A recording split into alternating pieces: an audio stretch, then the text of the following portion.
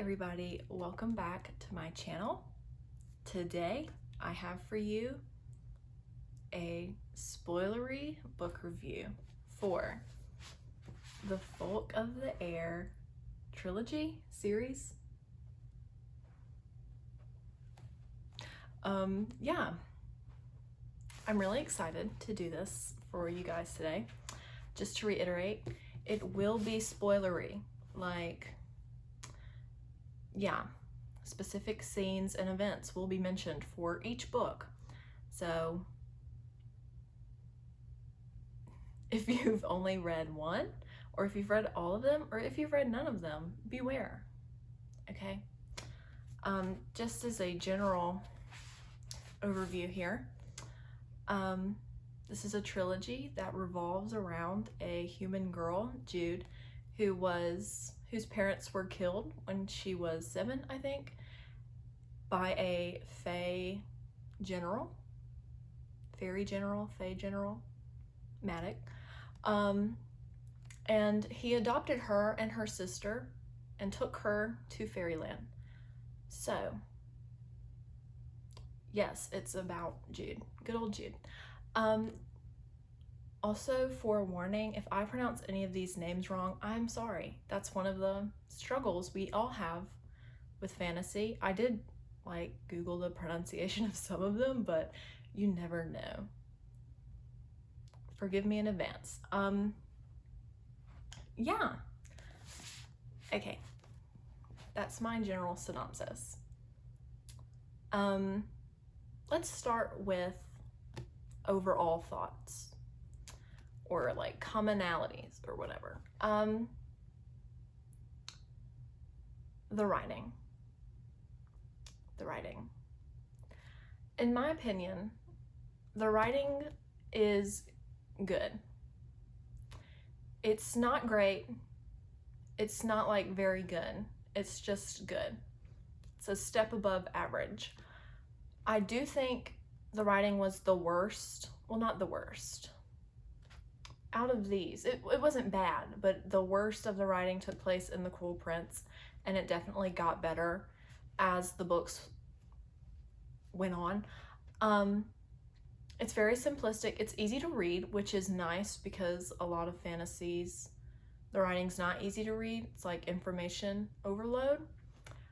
So that was nice. However, I wish it would have been in third person. I think just by changing that aspect, the writing as a whole would have been better.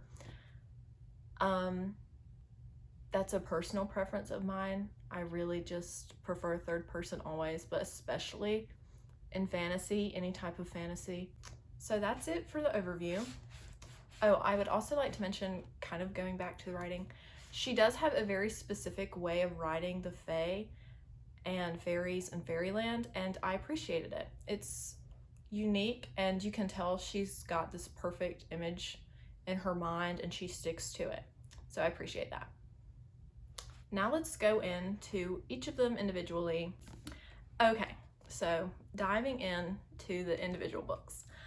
I reread The Cruel Prince this year. I first read this book, I think in 2019. Sounds crazy to me to say 2 years ago, but and then I waited to get The Wicked King and The Queen of Nothing in paperback, and I waited to read all of them in a row.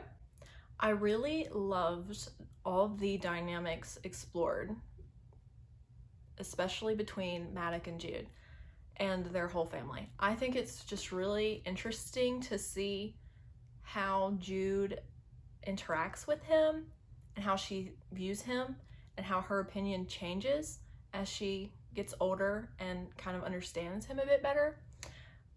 Because he killed her father and mother, but he is also her adoptive father. He raised her. So in that sense, he is her father, but she also knows that he's violent and brutal, and he killed the people who loved her most in the world. And he greatly altered both her life and her sister's lives, and in good ways and bad. And I really appreciate how, especially in this book, her opinions really change, especially after Dane's coronation / murder. It really changed. And she kind of grew to understand that he's not just her dad, he's a brutal killer who is power hungry and who will do anything to secure power. So I like that aspect. Another thing, okay, a criticism I have about this book. And this was definitely true, like more so the first half of it. It's just something I noticed. Jude is presented to us as this really powerful, confident, power-hungry woman, and I appreciate that. I really do. It's awesome. And I especially love it in the next 2 books. But in this book, it's kind of referenced to that there was a time in her life, like her younger teenage years, where she wasn't as powerful or strong, or she wouldn't stand up for herself, and she was timid or weak. And that was referenced a lot. Like, she would be like, oh, well, I used to take crap from them, but now I don't anymore. And I just wish we could have gotten to see that instead of being told it. Just as a development line, you know what I'm saying? I feel like that would have been rewarding to see her. I mean, she could have been ambitious the whole time. That's reasonable. And she wanted to be a knight or whatever. But I think it would have been better to have some sort of tipping point when she decided, I'm not going to let them bully me or, you know, torment me or my sister. And instead, it was like kind of always there. I don't know. Does that make any sense? I feel like it would have just, even if it was like a couple of instances where she showed deference to them or she didn't stick up for herself, instead of us being told like, oh, well, I used to be this way and now I'm not, from a development standpoint. And don't get me wrong, she had great development without that, but I think it would have made more sense for us to see it in this first book and kind of have that transformation be foundational. Another thing, kind of an important thing, the last 15% was so good. The last 15% was 5 out of 5 stars. So book 2 onwards was so good, and I wish the whole of the book could have been like that. That half was 5 out of 5 stars. The rest of it, to me, was just kind of you know, it was pretty average. Yeah, I don't know. So the last half was a 5 out of 5 stars, but the rest of it is the reason why I gave it a 4 out of 5 stars. Yes. Okay, another thing. Jude and Cardin's relationship. How could I talk about these books without talking about it? I remember when I first read it, I wasn't that impressed with their relationship. I was like, it's okay. This time when I read it, I've seen the fan art prior to reading this. I've seen everybody talking about how much they love them, and so that may have influenced me. It may not have, but I really dig their relationship. And the moments in this book, again, especially after the coronation, when she's like, they're under the tables together and she's holding a knife to his throat, and he helps her talk to the other lords and other kings, the other court lords or whatever. I loved all of those scenes. The last couple of scenes in the coronation room, or wherever they are, I'm pretty sure coronation room, the throne room, I'm pretty sure is where they were, when, you know, we all think she's gonna crown Oak, and Cardin thinks that too, but she gets Oak, and it's funny to like slowly realize it, because once the crown got into Oak's hand, it was kind of obvious what she was about to do, but we still don't really know like why at this point. And so I don't know. I just really, really enjoyed the last 15% of this. And I love Jude and Carden and the like glimmer of what their future relationship's gonna look like in this book. The next one. I have a lot to say about this one. Next book is The Wicked King. Oh my god. So, The Cruel Prince took me about a week, a little over a week to reread. I don't really know why it took me that long. It's not, I expected to finish it in like 4 days and I didn't. And so I was a little apprehensive about this, but also excited. And can I just say, it blew my expectations just straight out of the water. As I said before, if The Cruel Prince had been the last 15%, like the last 15%, it would have been awesome. And that's what The Wicked King was. And I was so satisfied and I felt just so happy about that. Yeah, The Wicked King. I read this in 3 or 4 days, which, I mean, it's not like saying a lot, but to me it felt like an accomplishment. So, yeah. Okay, let's talk about it. Let me look. Let me refresh my brain. I wrote these down last night, but okay. Yeah. So, the first thing I loved about this, as I kind of referenced to, was all of the political intrigue and the machinations and the scheming and the maneuvering and just seeing how Jude navigated it and how amazingly smart and awesome she is. I loved it. That plot aspect is way more up my speed, and it kept me gripped trying to figure out what's Jude gonna do, what's Cardin gonna do, what's everyone else going to do. I just love it. I love it. Another thing, probably one of my favorite things about this book, and the next one too, but really this one, was Cardin's development. Oh my god. Particularly how he grew into his role as king. He started out as basically Jude's puppet, and he didn't want to be king. He was just kind of being like a spoiled brat about it.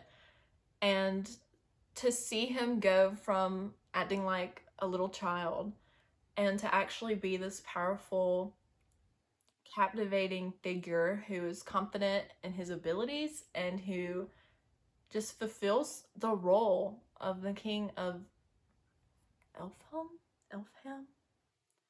Fairyland really well. He just became the High King. He really did. All hail, you know what I'm saying? It was awesome. I loved that part of it. I love him. So I really also loved seeing Jude interact with Maddox after she poisoned him in the last book. She like put him to sleep and, you know, took power from him. And I really just loved how their dynamic changed and continued to change from what it had been in The Cruel Prince. Yes. Yeah. Yes. I keep forgetting. Jude. Okay, let's talk about Jude. I loved seeing, well, I didn't love it. It kind of hurt my heart. I appreciated seeing Jude kind of in her weakened state after she was captured and taken to the undersea. For her personal growth and development and adding more complex layers onto her, it really added a lot. And but I did like, the flip side of that is I missed her being her badass self. I also enjoyed seeing more of her emotions, and it was just glimpses, but I appreciated it. Like, I think it was after she had been chased by Locke and his Goonies, and she like went back and she was in the bathtub and she just like sobbed. I was like, yes, that is an appropriate response. And I enjoyed seeing that side of her that was like more relatable and oh, she's human. It was a very human response that I related to. We all cry in the bath and the shower, so I understood it. And another part that kind of gave me some tender feelings towards her was when she had a dream about, she was like battling herself in a mirror and she just kept going, and I was like, that's honestly how it feels sometimes, and it endeared me to her more. I keep switching back and forth more on the political side. Well, not political. I wanted to mention that although the ghost's betrayal wasn't like a big surprise, it was still so intense the way it was revealed with her immediately getting captured, that I was okay with it not being a big surprise. I had predicted it would when Niskasia, her, I read it as Narcissa in my head, and I know that that's very not correct. Niskasia? Anywho, when she told Jude, you've already been betrayed by a person you trust, I was like, okay, it's got to either be Taryn or the ghost. And so when it was the ghost, I was like, okay. Anyway, moving on from that point, Jude and Carden, let's talk about them. I loved them.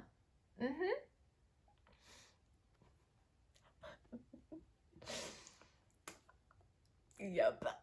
When I finished this trilogy, I went to my list of OTPs that I have on my phone and I said, Jude and Carden, and I added them up in there. Yeah.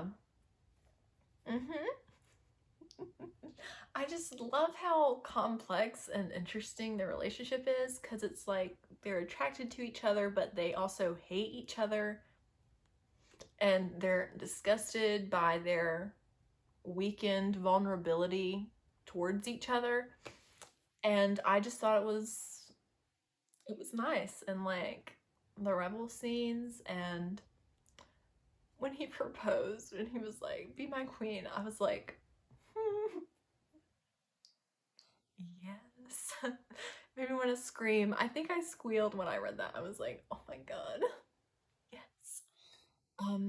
Yeah, that being said, when he exiled her at the end, I was like, and I had already, it's been a while since this was really popular and hit the marketplace, so I had heard about her being exiled at some point. I figured somebody else, and I kind of figured it was at the end of this, so I was expecting it, but I wasn't expecting him to be the one to do it. And as soon as he said the words, and my mom can attest to this, as soon as he said the words, the crown, exiled until the crown sees fit, I was like, the crown is her. She can pardon herself whenever she wants. And I was right. Period. I mean, dude, come on. It's not that hard. Going back to the knights and Locke's Goonies, chasing Jude on horseback through like the forest or wherever it was, I was really scared for her during that. I'm not gonna lie. I was a little frightened. It really ticked me off to learn it was Locke. We'll discuss that later. But yeah, I was like, I mean, I knew it was someone, but I did not expect it to have been him. And then when they were at the wedding and she noticed him limping, I think my jaw like dropped. I was like, are you serious? And during that whole intense scene, I was like, my heart was racing. I was like, what is going to happen? I really wish, this is like the only like negative comment I have on this book. I really wish Belikin, I read Belikin in my mind. I really wish his death had been a bit more climactic and satisfying. It just kind of seemed underwhelming. I was glad he died, but I was just kind of like, couldn't have been, it could have been more of a production. You know what I'm saying? Like Dane's death And like the death of the rest of the royal family was like so like, oh my god, that pretty much all the other ones kind of fell flat and didn't reach up to that high level of expectation. So that was really the only negative I have to say. And then my last thought, going back to the ending, I loved seeing Cardin wield his kingly earthly power when they were talking to the undersea, and he was like, pause, and he like made this new island, and I was like, oh my god, because like aside from that, there really isn't like a magical, like they don't have powers, do they? No. So I was kind of waiting for that, and so I enjoyed seeing that. I was like, I can't snap. There it is. Yes, so I loved this book. 5 out of 5 stars. I know, right? Shocking. I was really shocked. I was like, this is a 5, so I gave it a 5. It will probably be on my favorites of 2021 list. Third and final, The Queen of Nothing. To tell you I was excited and scared to read this was an understatement. Looking at the snake now, I really didn't know what I was in for. Yes. Anyway, this book. Okay, starting with the prologue. I really liked seeing an explanation, memory, for how Cardin came to be kind of what he was, and the neglect he suffered, and how Lady Asha came to be in the Tower of Forgetting, and just kind of his childhood. I feel like that really added a lot to his story, and I think after I read the prologue was when I went onto Goodreads and found how the king of Elfhame came to hate stories, learned to hate stories or whatever, and was like, I'm buying this. I'm just so interested in him as a character and his background, and if she wrote books just about him, I would read them. And there is a book just about him, I think, so I'm gonna read that. Anywho, yes, I really liked that inclusion of the prologue. One of my biggest critiques with this book is the fact that I wanted Jude to personally slaughter more people. Namely Locke and Maddox. I was really looking forward to her just killing the crap out of Locke. He deserved it. He tricked her. He married her sister. He played with her feelings. He almost killed her. And he's just like an all-around asshole. And out of everyone who deserved to die, he deserved to die like the most awesome, dramatic, painful death he could. And I really wanted it to be Jude or Cardin or Niskasia. However, we got Taryn. And while I'm okay with like, okay, Taryn could, okay, I wish we could have seen it. It's just reference to, like, I want to see him die. But we didn't get to see it. And so that paired with Maddox's aliveness. Although I actually liked how Jude just exiled him and like told him he can't pick up a sword or whatever, I enjoyed that punishment and I think it's fitting. That coupled with the disappointment of Locke's death after being disappointed with Balakin's death in The Wicked King just kind of detracted. Yeah. And like, even if Maddox hadn't died, I wish we had gotten another cool, I mean, I think they did fight. Oh, I forgot to say, I read this in like 48 hours. I was like determined. But anyway, and it was like crack. But anywho, back to the original point. That paired with Bellican's lackluster death. I had already said that. Where was I? Oh, okay. And I think she did duel him. Like, I'm pretty sure they had like a brief, yeah, they had a brief skirmish in the woods. But we didn't really get to see them go like as equals against each other like we did in The Cruel Prince. Like when she battled him when he was poisoned, that was pretty cool. So even if we had gotten another duel scene like that, I would have been happier. But I was just really disappointed that Tyrion was like, I killed him, and that was it. And I was like, speaking of when Maddox stabbed her, I really liked that when Cardin and the Roach came to save her from Maddox camp or whatever, that she elbowed Cardin in the stomach and or groin. I took it to be the stomach, but I saw someone else say the groin, so that would have been 100 times better. But B, that Tyrion and Vivi, and Heather all came to rescue her. Was Heather there? No, we thought it was Heather, and they were like, her friend, and she was like, Heather's here too? And I honestly thought it was Heather. I thought it was weird that they made the point to say, Heather's here too? And then it was Grandma Mog. Oh my god. I loved her. Queen. That is a duel that I appreciated. Jude kicking that cannibal's ass. That was pretty awesome. So I liked that Tyrion and Vivian were the ones who came and got her after she was stabbed and, you know, defended her against Maddox. Okay.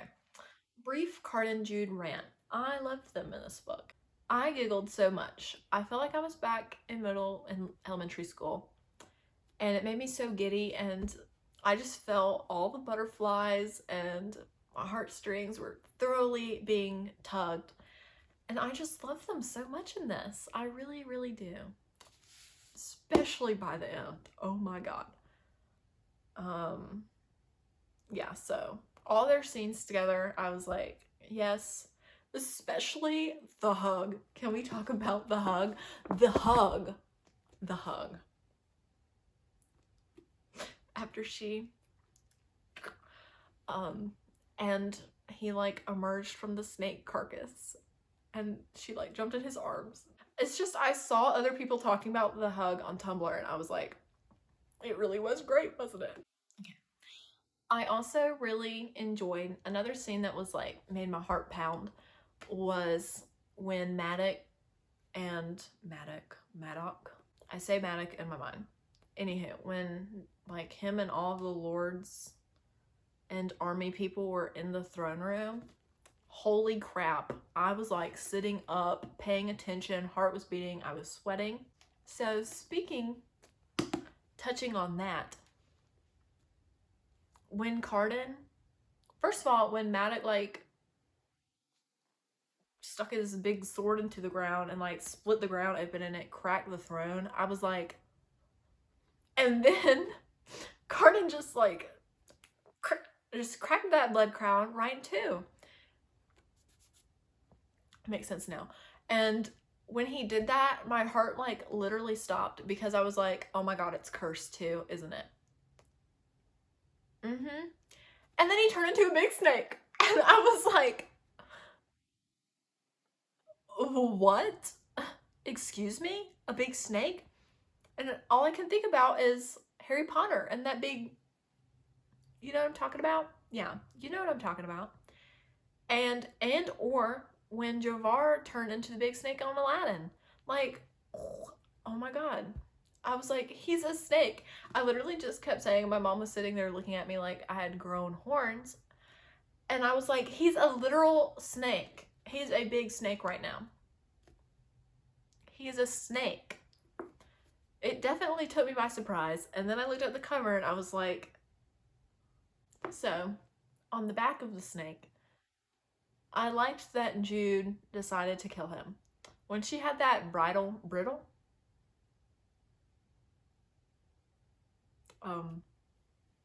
leash thing. I think it's bridle. Bridle? Anywho, yeah. When she had that, I was like, girl, I understand that you want to be together forever, but I was about to get mad. And I'm glad she made the right decision. I mean, I kind of thought, like, oh, she's going to kill him and he's going to come back. But the other half of me was like, what if he just dies? And I was really frightened of that scenario. So I'm glad she had made the internal decision to slay him. And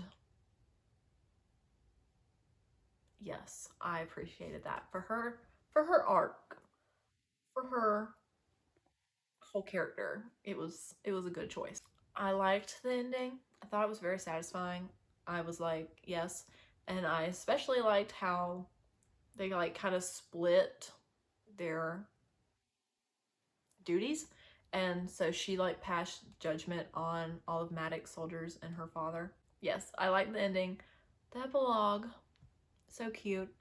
Seeing Cardin in the mortal world, just being with Jude and her family. I was like, yes. And I liked how everything ended on like brief glimpses to the future. So like Taryn and the ghost. Okay. I mean, hey. And Oak and, you know, just everybody. And Heather and Vivi. Yeah. I really liked the end. I was pretty satisfied. Okay, now I've mentioned like one thing I didn't like. The primary thing I didn't like about this book, and the reason it got a 4.5 out of 5 stars instead of a 5 stars, was the pacing. Of all the books, this one could have been the longest, and I would have been okay with it, and not The Cruel Prince. I felt like it was very rushed. And usually this happens a lot in endings, especially fantasy endings, where you have like battles and like things are just happening all at once, and it's hard to kind of keep track of everything that's going on, at least for me. And you're like anxious, and so you're reading it and it's like you're not really absorbing information. You just want to know what happens. And although it didn't have that feeling, that particular feeling throughout this book, it was kind of the same vibe, where I felt like one event would happen and then we'd turn around and immediately something else was happening. And we never got like an ebb and flow. It was just like go, go, go all the time. And I can appreciate that, but it doesn't make for the best reading experience. It was just kind of constant and we never got any downtime. Even like when he turned to a serpent, like before that, there had just been so much going on. And I was just like, oh my God, more? So yeah, I wish it had been longer, and I wish there had been more ebbing and flowing going on. And that's really why I gave it a 4.5 out of 5 stars. It may still appear in my favorites of 2021, because I really, really did love this book. Like, and I was having such a hard time trying to decide between a 5 and a 4.5, but I just feel like The Wicked King was a step above, so I gave it a 4.5 out of 5 stars. That's this. I'm really excited to read How the King of Elfhame Learned to Hate Stories, and other books. I know they're like, aren't there other books set in the same world? I don't know if I would read those, but I would definitely read more books about these characters. So, yeah. 4, 5, 4.5, which is very unusual. Felt like this book had second book syndrome. yeah, I really enjoyed this trilogy. I enjoyed it a lot more than I thought I did, than I thought I would. So if you've been wondering whether or not you should read them, I'd recommend it. Even if you don't like this one, keep pushing through. If you enjoyed this video, give it a like. Did you agree with my opinions? Did you disagree? Don't be mean to me, but what'd you think? I hope you like this review. It's my first review on here. Let me know if you would like to see more. Yes, there it is. I'm tired of holding these stupid books. Anyway, hope you guys enjoy. Hope you guys have a good week, day. Like, subscribe, maybe, probably, possibly, if you feel like it.